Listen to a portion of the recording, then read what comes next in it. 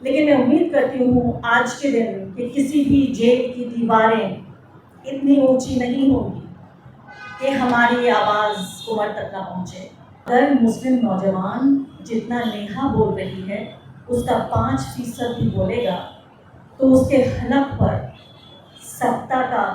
جو بھوت ہے وہ ایسا پڑے گا کہ اٹھے گا نہیں۔ اس کے حلق سے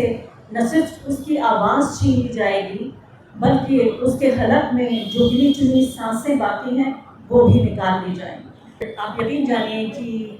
میں یہی بات کہنے کے لیے، یہی بات بتانے کے لیے یہاں پر آئی تھی، کیونکہ موسم ہے انقلاب کا، ڈسینٹ کی خوشبو ہماری فضا میں ہے، اور آپ یہ دیکھیے کہ جتنا پچھلے 50 دن میں انقلاب زندہ باد کے نعرے ہم نے سنے ہیں، کہے ہیں، ریکارڈ کیے ہیں، براڈ کاسٹ کیے ہیں، مجھے یاد نہیں پڑتا کہ NDCA NRC موومنٹ کے بعد جو اس جنریشن کے لیے ان کا پہلا انقلاب تھا، اب ان سے بھی نئی اور بہت خطرناک جنریشن آ گئی ہے۔ میں سوچ رہی تھی ٹویٹر پہ کچھ لوگ ان کے کامنٹس میں پڑھ رہی تھی، چھوٹے چھوٹے اکاؤنٹس تھے اور زیادہ تر مسلم نوجوانوں کے اکاؤنٹس تھے، تو مجھے لگا کہ ایک ذمہ داری میری یہ بنتی ہے کہ میری آواز تھوڑی سی بڑی ہے ان سے، اور اتفاق سے ایک ایسے منچ پہ بلایا گیا جہاں اور بڑی بڑی آوازیں ہیں اور اتنے کیمرے ریکارڈ کر رہے ہیں، تو وہ جو ٹویٹس میں پڑھ رہی ہوں پچھلے 2-3 دنوں سے، 4 دنوں سے، اور اس پورے CJP موومنٹ کے دوران جس کو 4 لائکس اور 2 ری ٹویٹ ملتے ہیں، میں یہاں اس کو ایمپلیفائی کرنا چاہتی تھی، اور اس کا سیدھا مقصد یہ تھا کہ جیسے میں نے کہا کہ مسلم نوجوان، اور اس میں سے بہت سارے وہ ہیں جنہوں نے NDCA NRC موومنٹ میں حصہ لیا، اور بہت سے ایسے ہیں جو انہوں نے اس وقت اتنے چھوٹے تھے کہ اب لوریاں سن رہے تھے وہ کہ شاہین باغ کا جو انقلاب تھا وہ کیا تھا، تو وہ اتنے چھوٹے ہیں کہ انہوں نے لوریوں میں سنا ان چیزوں کو اور سنتے ہوئے بڑے ہو گئے، اور آپ کو یقین نہیں ہوگا 2019 سے لے کے اب تک سوچیے 7 سال اس بات کو گزر چکے ہیں، یعنی وہ بچے جن کو ہم جنزی کہتے ہیں 14-15 سال کے، وہ کتنے چھوٹے رہے ہوں گے اس وقت۔ تو ان میں سے کئی لوگ ان کے ٹویٹس میں پڑھ رہی تھی، اور ان کے ٹویٹس میں ایک حسد نہیں تھی، ایک خلش تھی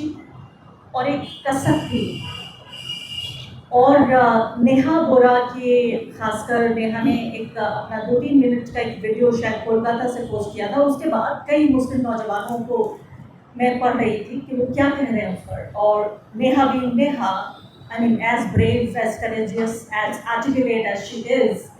اتنا اچھا لگ رہا تھا، مطلب میں جب بھی نیہا کو سنتی ہوں ایسا لگتا ہے کہ کانوں میں جیسے کوئی شہد گھل گیا ہو،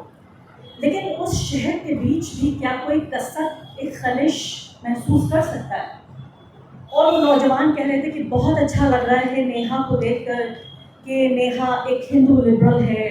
وہ انقلابی باتیں کرتی ہے، اس کی باتوں میں کتنا انسپریشن ہے، اس کی باتوں میں ڈیموکریسی کی باتیں ہیں، برابری کی باتیں ہیں، ڈسینٹ کی باتیں ہیں، کانسٹیٹیوشن کی باتیں ہیں۔ اگر مسلم نوجوان جتنا نیہا بول رہی ہے اس کا 5% بھی بولے گا تو اس کے حلق پر سبتا کا جو بھوت ہے وہ ایسا پڑے گا کہ اٹھے گا نہیں۔ اس کے حلق سے نہ صرف اس کی آواز چھین لی جائے گی بلکہ اس کے حلق میں جو گنی چنی سانسیں باقی ہیں وہ بھی نکال لی جائیں گی۔ تو یہ ایک فرق ہے آج کے ہندوستان میں ایک مسلم ایکٹیوسٹ ہونا یا ایک مسلم انڈیویجول ہونا۔ ایکٹیوسٹ بھول جائیے، وہ لوگ ایکٹیوسٹ نہیں تھے جو یہ باتیں لکھ رہے تھے، اور ہو سکتا ہے ان میں بڑا انقلابی جذبہ تھا، ایک ریولیوشنری فرور ان میں تھا، ہو سکتا ہے ان میں بہت سارے لوگ بنتے نیہا بورا، بنتے سوربھ داس، بنتے ابھیجیت کے، بنتے نہ جانے کیا کیا، لیکن ان سب کو یہ بتایا گیا کہ اگر آپ یہ سب بننے کی، اگر آپ نے کوشش بھی کی، ایسا کوئی خواب بھی سجایا، تو آپ کے ساتھ وہ ہوگا جو ہم نے عمر خالد کے ساتھ کیا۔ کیونکہ عمر خالد صرف ایک انسان نہیں ہے، ہمارے لیے بھی آپ دیکھیے، جو ہمارے لیے جتنا بڑا عمر ہے اس سے زیادہ بڑا عمر اس حکومت کے لیے، ہمارے لیے وہ ایک انسپریشن ہے، وہ ایک ریولیوشنری ہے، ایک بڑا اسکالر ہے، ایک ایسا انسان جس نے اپنی آزادی، اپنی زندگی، بہت کچھ قربان کیا اس ملک کے لیے، اس قوم کے لیے، اس نے اپنی آزادی کو گروی رکھ دیا تاکہ ہم سب اور ہماری آواز اور ہماری یہ سانسیں اور ہمارے انقلاب آزاد رہیں. لیکن اس حکومت کے لیے یہ اس سے بھی بڑا ہے جتنا ہم اسے مانتے ہیں. ہمارے مقصد کے لیے اور ہمارے ریولیوشن کے لیے اور ہمارے کانسٹیٹیوشن کے لیے وہ جتنا بڑا ہے اس سے زیادہ بڑا ہے ان کے لیے, کیونکہ وہ اتنا زیادہ ان کے لیے خطرناک تھا کہ اس کا کچھ اور گھنٹے بھی آزاد رہنا انہیں برداشت نہیں ہوا. لیکن میں امید کرتی ہوں آج کے دن کہ کسی بھی جیل کی دیواریں اتنی اونچی نہیں ہوں گی کہ ہماری آواز عمر تک نہ پہنچے. میں نے کوئی تقریر تیار نہیں کی تھی, میں صرف یہاں آئی اپنی حاضری دینے کے لیے, یہاں آپ سب کے سامنے پیش ہونے کے لیے اور شکریہ ادا کرنے کے لیے عمر خالد کو, عمر کے ان بہت بہادر ماں باپ جنہوں نے اس لڑکے کو پیدا کیا, اسے اتنی آزادی دی, ایسا ماحول دیا, ایسا پودا انہوں نے سینچا,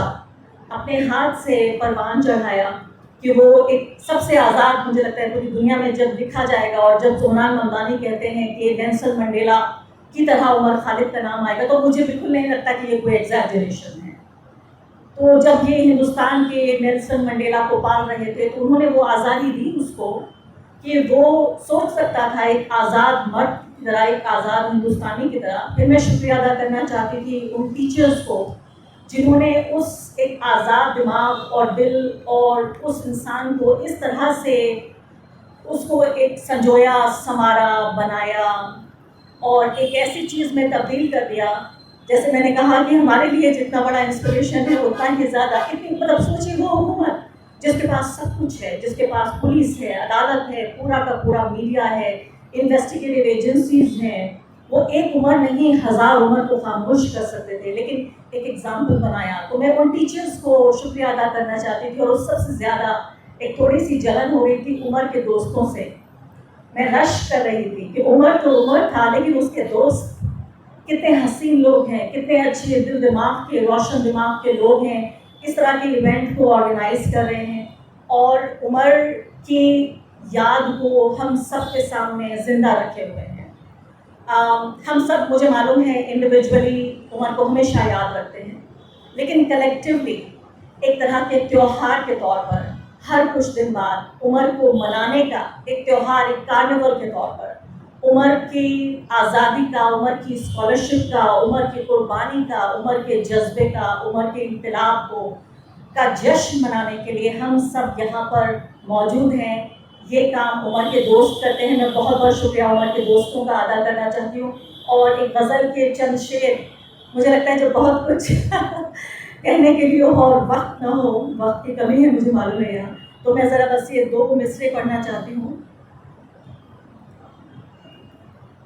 امیر غزل باش کے, یہ بہت مشہور نہیں ہے اس لیے میں نے سوچا کہ ان کو پڑھنا اور بھی اچھا ہے. وہ کہتے ہیں کہ مقتل میں دبانا جو چاہا پھر ظلم کا قصہ جاگ اٹھا, مقتل میں دبانا جو چاہا پھر ظلم کا قصہ جاگ اٹھا, ہر زخم چھپا کر بیٹھ گئے تو خون کا دریا جاگ اٹھا, ہر زخم چھپا کر بیٹھ گئے تو خون کا دریا جاگ اٹھا. ہم دل کا فسانہ کہہ نہ سکے, ہم دل کا فسانہ کہہ نہ سکے اور آخر شب تک رو نہ سکے, ہم دل کا فسانہ کہہ نہ سکے اور آخری شب تک رو نہ سکے.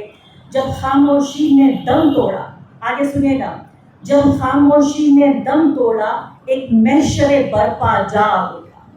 جنتر منتر پر ایک محشر برپا ہی ہوا, اور کیا ہوا؟ جب خاموشی دم توڑ رہی تھی تب ایک محشر برپا جاگ اٹھا. جو آگ بجھی سی لگتی تھی, جو آگ بجھی سی لگتی تھی سینے کے کونے میں کہیں,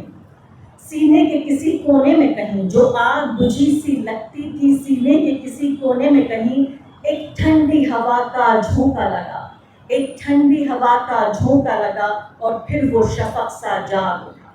آج عمر ہم سب کے بیچ جاگ رہا ہے, اور جیسے میں نے کہا کہ کسی بھی حکومت میں اتنی طاقت نہیں ہے, کسی جیل کی دیواریں اتنی اونچی نہیں ہیں